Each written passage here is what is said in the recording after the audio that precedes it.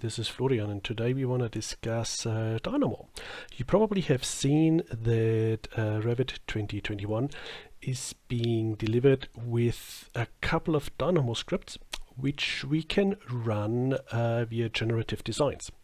Very cool, sophisticated scripts which look really cool, including some Python code, including all kinds of different nodes. If you don't know about Dynamo, it's the question, how can I actually create these scripts?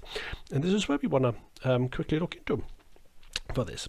So important is, when we create a Dynamo script, that we actually would need to know how the computer actually does process the data. And for instance, let's sketch here a tiny room, for example, which might look a little bit like this here. So because we have in Revit actually a room available, we can actually extract the data. Okay, so very easy. So we have here a tiny room. So next is, when we have a room and we extract the data, we can actually get an array, which is kind of a list, and you would learn more when you want to do some Dynamo training with us, so that we can get a list of objects literally defining this room.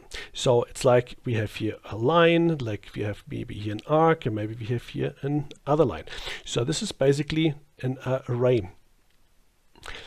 Next, what we can do is that we can extract a little bit more information. Let's maybe make this here green. And because every arc, every line has, so to say, a start or an endpoint. So which gives us here the next information about the start and the endpoint, which is a little bit a more sophisticated list. All right, good. So what if I can extract here this data using my X and Y? And what I can do now is that I can actually, because of my start and endpoint, I can actually build an origin actually with this. Because I have a region now, I can now define my points. So basically here. And this is when I, for instance, place here the information about social distancing, physical distancing, or just a certain amount of people in a room, and I want to compare this. This is where I then can start working. So I can have, for instance, here as a distance my 1.5 meters actually. And I can actually just build up now a grid of points which might fit my room. Okay, so this is kind of 1.5 meters I actually then have.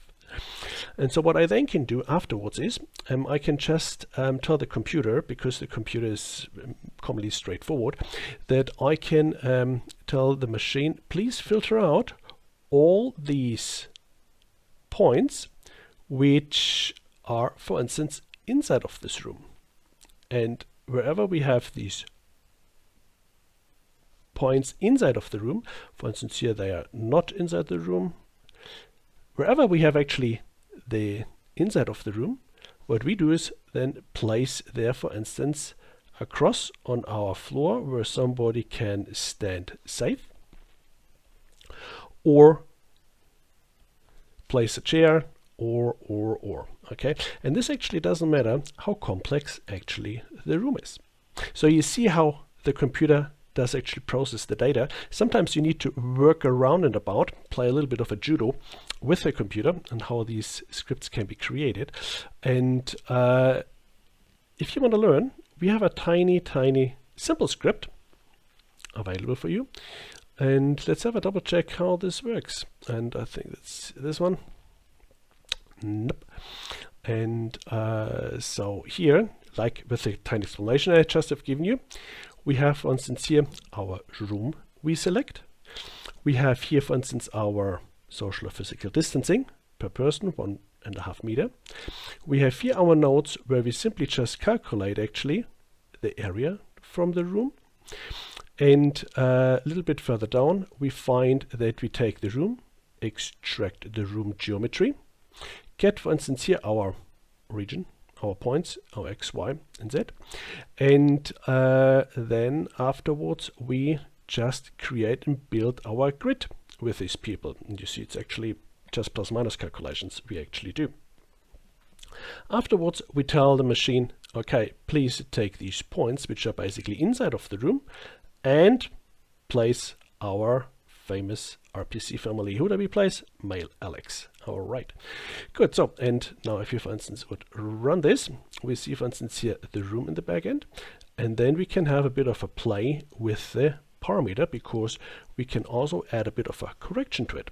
So be it, for instance, that we move it towards the X a little bit, half a meter, and optimize this a little bit around and about our furniture, for instance, and then we can actually optimize, or basically calculate how optimized our layout is.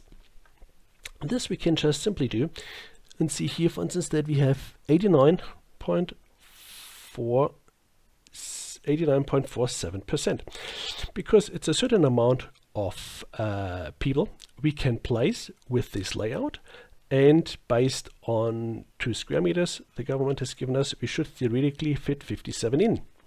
But of course, yeah, well, this doesn't really work. But if you have, for instance, now a waiting area somewhere, and say, okay, social distancing or physical distancing shall be maybe just 1.5 meter, considering the circles, well, have a little bit of an angle of a correction, for instance, for example, and see how this might then theoretically shift here. So it's a tiny surplus we actually did build and have a little bit of a play with this. And then we actually have 107. Wow. So you see, if we just optimize and shuffle this a little bit around and about, how we can actually manipulate and work with our layout to suit everybody. Might not necessarily agreeable, because they might be a little bit too dense in case somebody coughs or so. However, you see that with a little bit of a tiny script, with a few tiny parameters, we can actually already achieve a lot. All right. So if you want to learn a little bit about Dynamo, if you want to learn a little bit more, or if you feel you need to have something Dynamo scripted up, let us know. We are happy to help you. And otherwise, enjoy the day and stay safe.